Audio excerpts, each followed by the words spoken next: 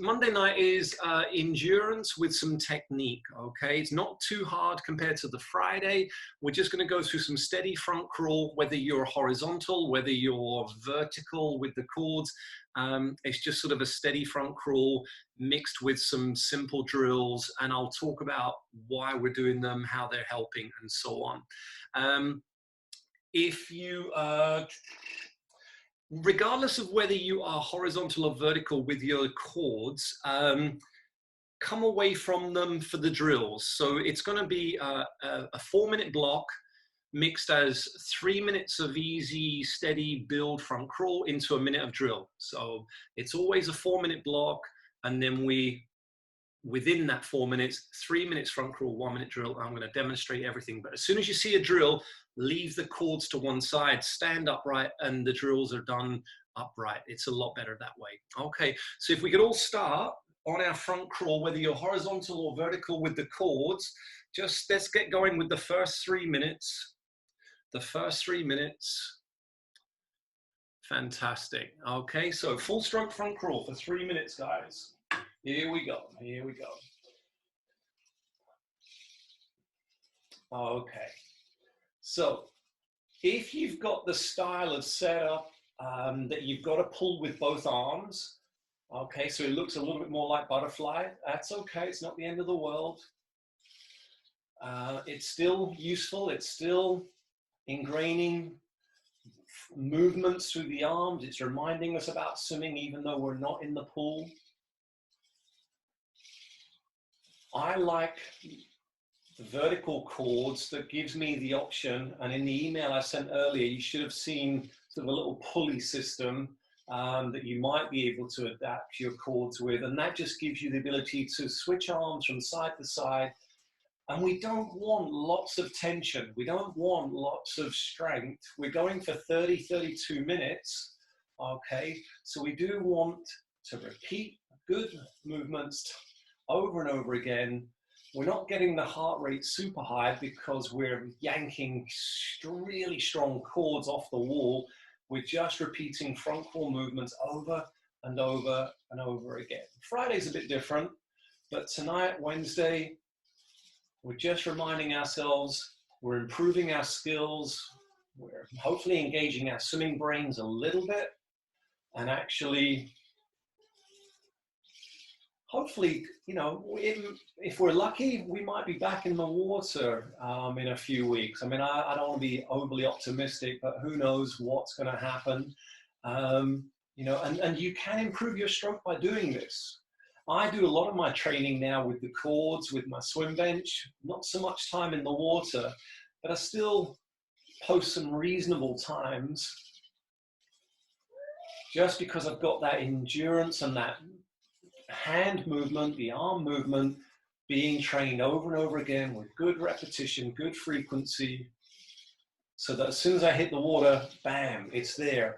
And we'll talk about front crawl technique in a moment, just checking everyone's happy. We've got 30 seconds to go before we're going to switch over to our first drill, okay? Now, if you've got some light dumbbells, if you've got some tins of beans, it will help. I think a little bit of weight in the hand just, again, gives you that sensation of the hand holding onto some water and just pulling through with a little bit more accuracy. So in 10 seconds, 9, 8, 7, let's get ready to pick up our beans or dumbbells. We're going to do some single arm. We're going to do some single arm while we're standing. Ditch your cords. If you haven't seen this drill before, think of Superman flying. Leave your hand in your pocket. Okay, I've picked up my light dumbbell and I'm just working one arm. Keep the head nice and still. Pivot wide with the elbow. Pull the shoulder through. Try to make that connection as you catch the water here and then drive the shoulder through. Think about your front crawl body position in the water. Keep the head still and swap sides, please. We're going to do 2 rounds in total, so we will come back to this movement if it's a little bit tricky. Historically, we used a slightly different single arm drill, and we kept both arms out in front, and that limited our rotation. So if you've not done single arm this way, it's great to carry through into the water. In 5, 4, 3, 2, 1. Fantastic. That's our first 4 minutes done. Back onto the long chords for your full stroke front crawl, please. Okay, good. Now, having just worked that single arm, bringing both arms into effect, should feel nice and strong now. Really able to hold the water, anchor on that, using the forearm, pivot with the elbow, and drive the shoulder through from side to side. I'm sort of over-exaggerating this a little bit, switching from side to side, trying to have my shoulder finish towards my cheek. We'll talk about breathing later. Just keep the head still for now. Focus on the full stroke technique. The reason we like the vertical chords means I can get the hips rolling a little bit. When you're pivoted at the waist and the body's horizontal, because your chords are horizontal, it's just a little bit harder to get the hips involved. So you don't get that full range of motion that you would in the water. That's the only real reason, you know, and it takes up a little bit less space if you do have the luxury of a stairwell. It might just be something to factor for next time. Good work, everyone. Good work. Coming up on 1 minute 30, and that'll be halfway through this block of work. The next drill is not so much a drill, but it's something I like to do in the water. We're going to just do our normal full stroke front crawl, but we're going to use 1 tin of beans or 1 dumbbell. And we often, in the water, we would just swim with a single paddle. And we'd work on the same, even though sort of the arms are a little bit unbalanced, we would work on trying to keep the momentum correct, the speed of the hands the same, the symmetry the same angles, everything working together. So that's going to be the next movement. Without your chords, we're going to pick up the beans and just roll into some slow, steady front crawl. 30 seconds with the weight in one hand, 30 seconds with the weight in the other hand. Good, good, good. Last 40 seconds, please. So, talked about keeping the head still on the full stroke front crawl, switching the shoulders from side to side to get that length, to get that extension, to get that catch starting nice and early, trying to turn the forearm into a vertical position or a horizontal, depending whether you're standing up or leaning over. By the time they travel under the eyes, okay, the earlier that forearm is involved, the sooner you will go forwards. The hips are rolling out of the way, and I'm pulling the hands under the body, nice and central down the backbone. Basic common front crawl tips, okay? 3, 2, 1, good, good. Let's go and find your beans, find your beans. Okay, so just the 1 dumbbell or the 1 tin of beans, and it's a very slow front crawl, just with 1 tin of beans in one hand. Keep the head still for now. Okay, in 10, 9, 8, 7, 6, 5, and swap over, please. Okay, full stroke front crawl. Just stand upright for this, regardless of where your chords are, so you can get the hips involved. If you're on a swim bench or if you are horizontal with the upper body, it is useful to come away from that and actually bring some rotation in, because those positions will leave the hips and the upper body quite flat, okay? We like to mix these sessions with some rotation work. 3, 2, 1, fantastic. Back on the chords, 3 minutes, here we go. Now, you might be warmed up a little bit now. You might want to take a step back. You might need to take a step forwards. No one's judging. Honestly, you're just little boxes on my screen. I can't see exactly what you're doing or where you are. Okay. So how much tension you want to put through the chords is entirely up to you, entirely down to you. Back on the full stroke front crawl. I'm working on keeping the hand pulling down the center line, making the same angle at the elbow. If you were to sort of see me from head on, and I would pause with both hands, make a nice diamond, okay? So that position opens out the surface area of the forearm, gives me the palm and the forearm, sending the water back towards the feet so that you, with your streamlined body position, toes pointed, leg kick hidden behind the body, head not too high, not too buried, will move forwards over those anchored hands as effectively and as efficiently as possible. Good work, everyone. Good. Coming up on halfway through the front crawl block. Okay, adjust again if you need to. Take a step back, take a step forward, stay where you are. Not a problem. We've got at least another 20 minutes to go, another 20 minutes. So keep that in mind with your pacing. Good front crawl technique, repeat it over and over again. You're not trying to pull any walls down with these cords. Just repeating solid front crawl technique over and over again. So it almost goes on the autopilot. I mean, I don't know if you've experienced that, those that drive. And initially when you were taking your driving lessons, it was very clumsy, very clunky. You were looking for the gear stick and the indicators. And then one day with enough lessons, you knew where they were. So you didn't have to look. You kind of opened up more time. And then obviously in the water, when that happens, you've then got time to think about your tactics, your navigation, rather than thinking, right, what angle is the elbow at? Where did that reach? Was it past the hip? How many kicks did I do for that stroke cycle? So, you know, with enough repetition of good movements over and over again, it should pass into the subconscious, and then you can, that's when you can really enjoy your swimming, and you're not sort of stitching together the movements repeatedly. 10, 9, 8, 7, 6, 5, 4, 3, 2, 1. Good, good, good. Okay, pick up both light weights, please. Both light weights. I'm going to pivot at the hips so you can see what we're doing here. Okay, very slow motion, really slow, really slow, really slow. 1 minute. This is a wonderful drill to do in the pool with a front crawl leg kick, kicking along at a normal rate, but working on keeping the hands opposite each other. The shoulders, the back might be burning a little bit, okay, but just resist that, fight that. Just 30 seconds to go. Slow motion arms, and don't let it become a lazy catch up. Don't let it become a lazy. This is working to keep the hands opposite. And when you need to swim that little bit faster, you'll have this ability to change the relationship of the hands.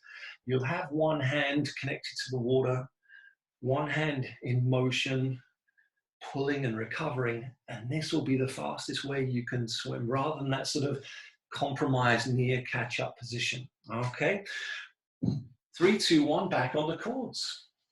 So we just touched on the timing of the stroke. With the cords, keep it simple. Just keep the hands at 180 to each other. So as you reach full extension, the other arm has sort of gone past the hip. Okay, don't try to sort of, you know, even if you've got like a loping near catch up, front crawl style, this will not do you any harm to just go with your full stroke front crawl, keeping them at 180. If you are working on a fast start and you want to be a little bit more aggressive, this is sort of the stroke relationship, the hands at 180 to each other. Hopefully you can still see. I've just been flagged up as the internet being a bit unstable. Clearly the neighbors have got Netflix on. So yeah, when you want to swim fast, you will need to pick up the pace. And there's a good YouTube Swim for Try piece on stroke rate, which just shows you the relationship of the hands, talks about techniques for when you're, you know, the long, relaxed, near catch up. Fantastic. You're in the sea, and you are being blown along by the wind and the tides. There's no point sort of with this rhythm, sort of you can't beat the movement of the currents of the water. Whereas if you are upstream going against a current in a river, you will want to sort of switch to this style, this rhythm, so that you've always got something pulling rather than waiting and then catching up, waiting and then catching up. Okay, so it's good to be adaptable. It's good to be able to read the conditions and be able to make adjustments as you need, okay? There's no such thing as just sort of one front crawl style or technique. You know, there's options within. There's options within. You get to choose which side you're going to breathe to, how often you're going to breathe. You're going to get the number of kick cycles is going to be up to you. There's lots going on. It's kind of the nice thing with front crawl, that it is versatile because we do go across so many distances. When it comes to butterfly, you've got a rhythm and it's very hard to speed it up and slow it down. With backstroke, which is what we're going to roll into for a little bit of recovery in a moment, you've only got one opportunity, and that's the hands have to stay at 180. The stroke just does not work. And breaststroke is all about timing. And if that's not sort of fluid and working well, then it just doesn't click and you don't get that speed.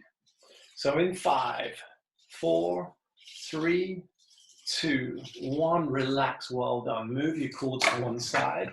Let's recover, that's 15 minutes gone. Okay, this final minute of the 4 blocks of 4, we're just gonna recover, unwind all of that front crawl, switch your shoulders from side to side, bring the arm up close to the ear.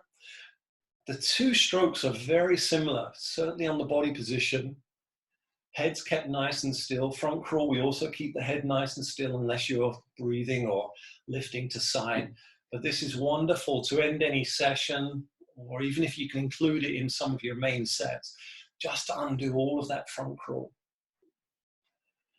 So the shoulders are switching from side to side. The hips are engaged, they're moving.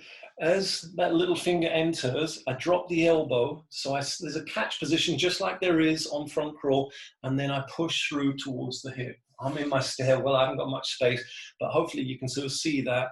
Pull through, and that takes it down towards the hip. Okay, fantastic, everyone. Good, good, good. 3, 2, 1, hold it there. All right, shake the arms out. Have a drink. We're going to get going for round 2 in just a minute.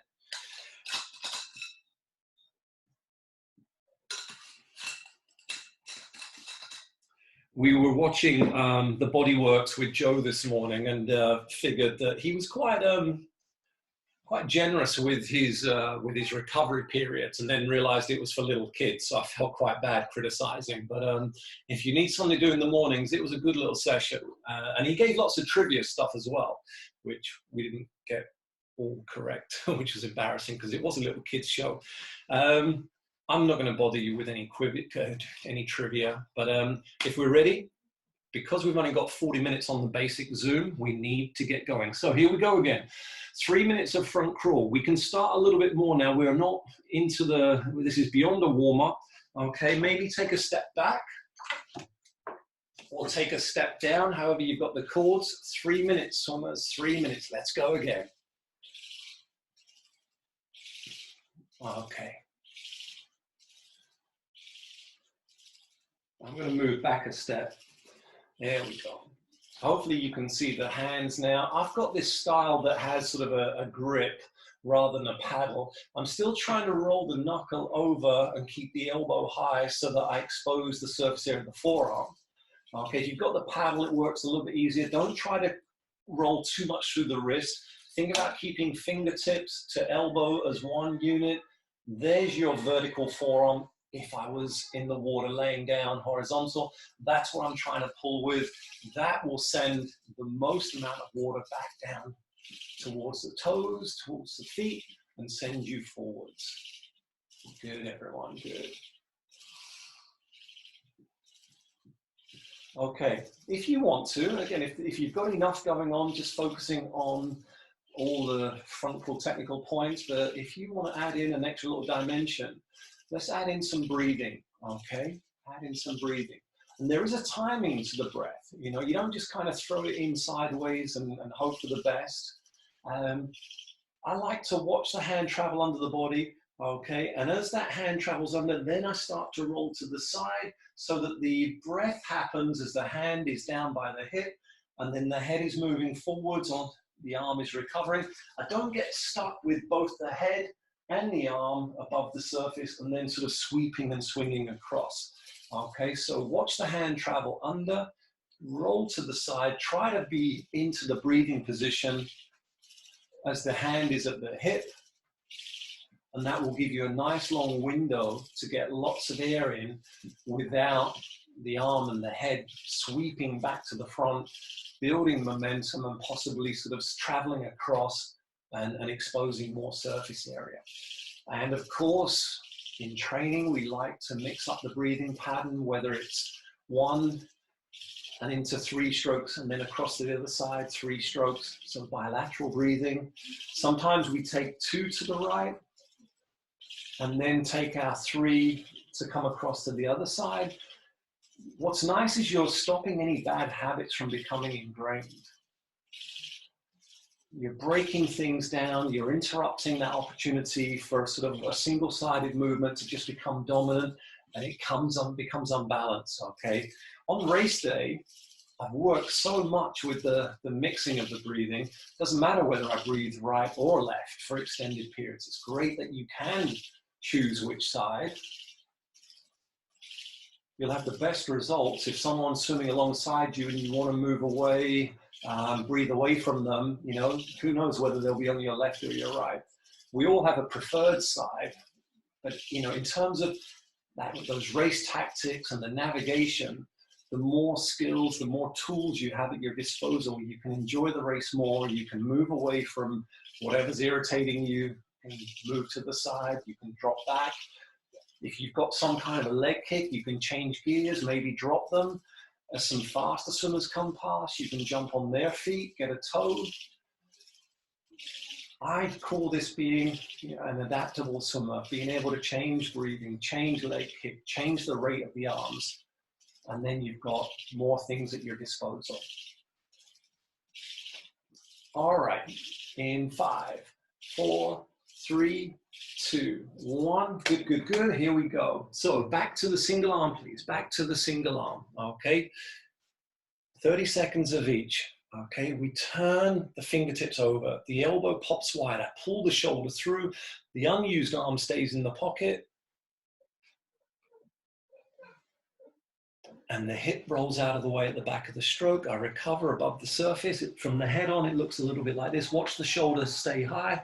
Pull low. Stay high, pull low. This is a tough drill. Use your fins for this one. 30 seconds is gone. Let's swap sides, please. Swap sides. Keep the head still while the arm is in motion. When you pause at the front, that's when we would get the breath away from the arm you're pulling with, away from the arm. And you can breathe once, you can breathe twice. Keep your composure. There's no strict, it's only 1 and 1. Okay, try not to let it become sort of too much of a flowing movement, because that can upset the balance as well. Good, good, good. If you're still confused by that one, have a look at the demo on the drills videos on the YouTube channel. Let's go back to our 3 minutes, please. Back to our 3 minutes. Back on the long chords, take a step forwards, take a step back, depending on how the arms are feeling. Run a little diagnostic through your stroke. Could you be narrower? Could you be smaller? Could you pull more water back towards the feet? Has the leg kick started to splay out a little bit? Are the arms pulling wide outside of the shoulder? That often sends a leg wide to counterbalance that. That's why these arms pulling under the body, recovering over the surface in a narrow channel, whether you go with the straight arm or whether you go high elbow. What we don't want is it to be low and wide, because then that upsets the kick. Good work, everyone. That's a minute down. Just noticed I'm slightly out by a minute. I think maybe we went 4 minutes. I can see the look on Tracy's face. She's not impressed with that. Sorry about that. We'll adjust. We'll make some adjustments and get that caught up. Okay. Good work. So let's go back to our breathing. I'm going to try 2 to the left, and then 1, 2, 3, drop over, 2 to the right.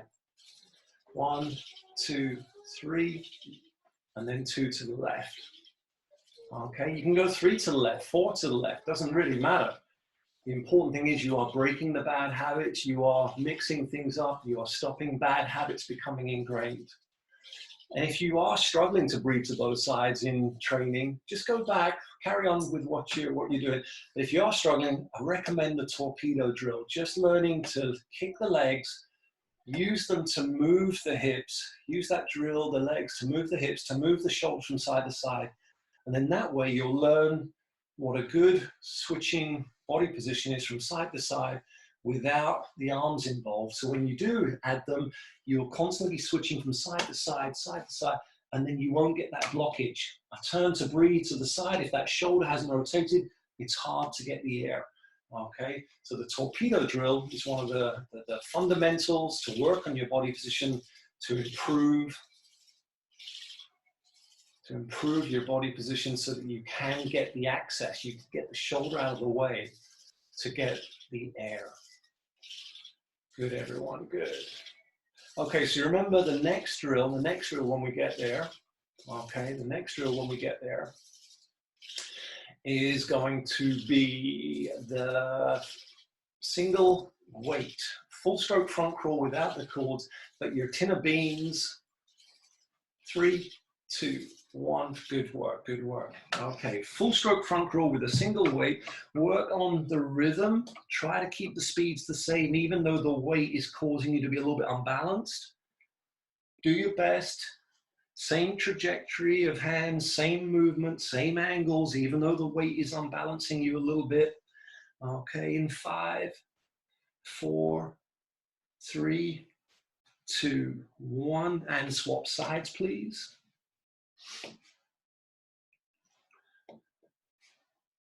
Just focus on the hand position. Don't worry about the breathing, the head turning for this one.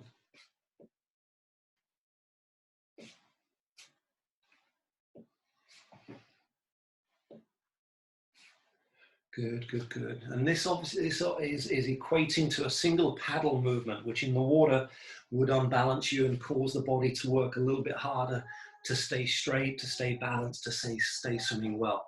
In 3, 2, 1, let's come out of that back onto the cords. We're moving through this nicely, everyone. Getting the session done.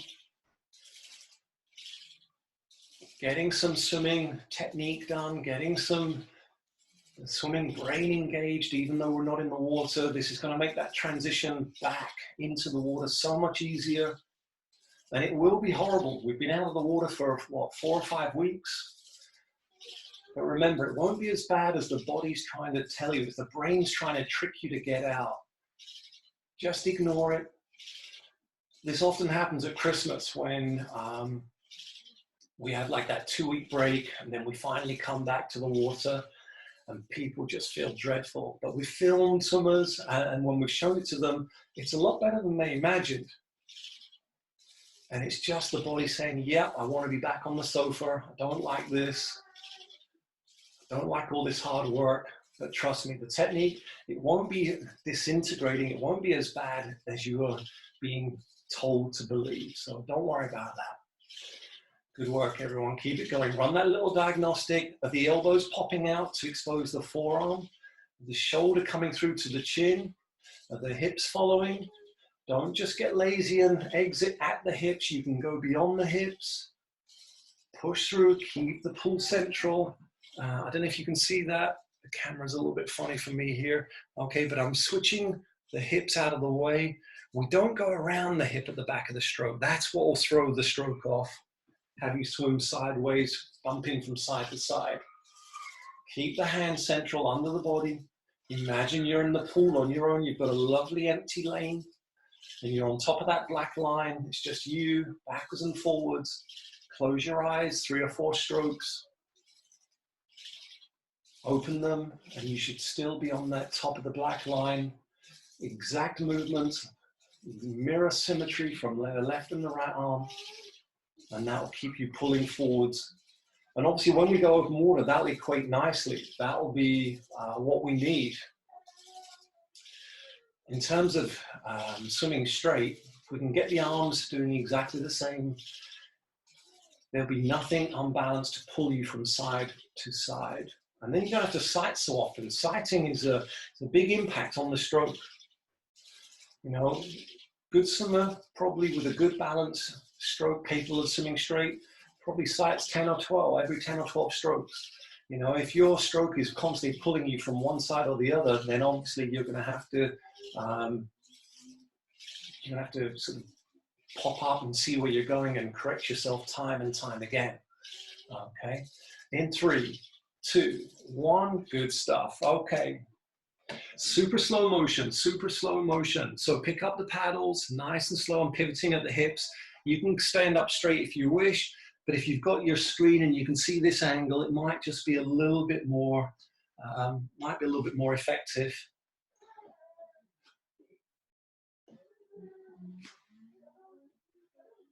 Nice and slow, even slower.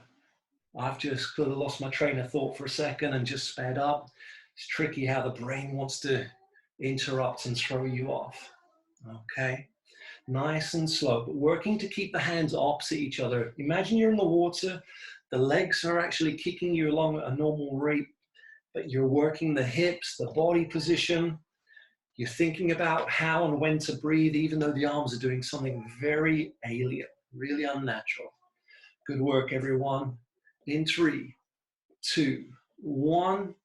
Excellent. Back onto the cords, back onto the cords. I think this is the last 4 minutes, and we're going to cool down with our 1 minute of backstroke after this 3-minute block. Apologies, we did sort of get slightly out of sync, but I think it's positive that we're doing a little bit extra instead of less, so hopefully no complaints.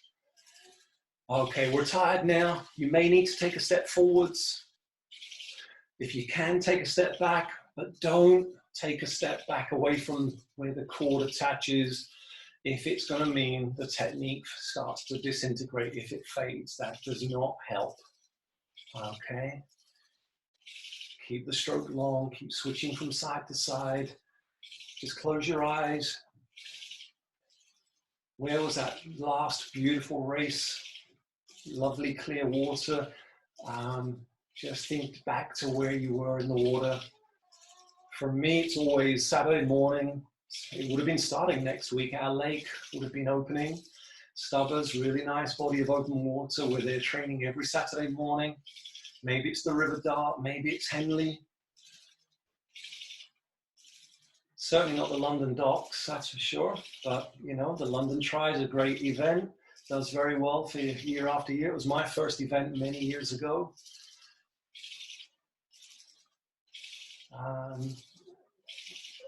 One of our more extravagant swims was the relay we put together for Lake Geneva. Highly recommend that.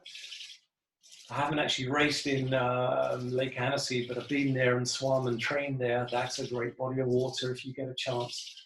I think SwimQuest or SwimTrek do a guided swim. I can send you details if you're interested in that. Good work, everyone. 1 minute to go. 1 minute to go. Keep the hips rolling. If you are stuck with the hips and the upper body in a horizontal position, just try to wiggle them a little bit. Just try to take that movement one step closer to being in the water. Not long to go. Keep pulling, last 30 seconds. Gonna add some breathing. Add it in now. Try not to get lazy and lean on that straight arm as it props you up into the breath. Keep pivoting, regardless of whether you're breathing or not. Pivot with the elbow so every stroke pulls you forwards, makes the best of that situation. Last 10, 9, 8, 7, 6, 5, 4, 3, 2, 1. Fantastic. Well done, everybody. Okay. I'm just going to move my cords out of the way. And as we mentioned, the backstroke is so good, but it doesn't have to be backstroke, but I think it's worthwhile because we do so much front crawl, okay? The backstroke's good. You could just sort of add your rotation in if you're going to do some stretch core sessions on your own. Just break it up every so often with some simple rotation work, just so you get the hips moving and it's not all about just ripping the movement backs and forwards and this part staying still, okay? I'm going to roll into some backstroke because it will help release the tension in the shoulders. if you're in the water and you haven't quite mastered full backstroke, you could always add a pull buoy between the thighs and do a double arm movement, which is a little bit more simple. You've not got the kick to worry about, but a double arm backstroke would still stretch out the shoulders and really unwind from so much front crawl that we seem to do. Good work, everyone. Hope you enjoyed that. Ping me a line with any questions. I can hear my son getting a bit grizzly in the background, so it sounds like a good time to be wrapping it up. It'll be bath time soon. I hope you have a good evening. Wednesday will be a little bit more strength and conditioning, and Friday's the big one, the big fitness session. I hope you enjoyed that. Any questions, email me, dan@swimfortry.com. Have a good evening. Well done, everybody. Thanks very much.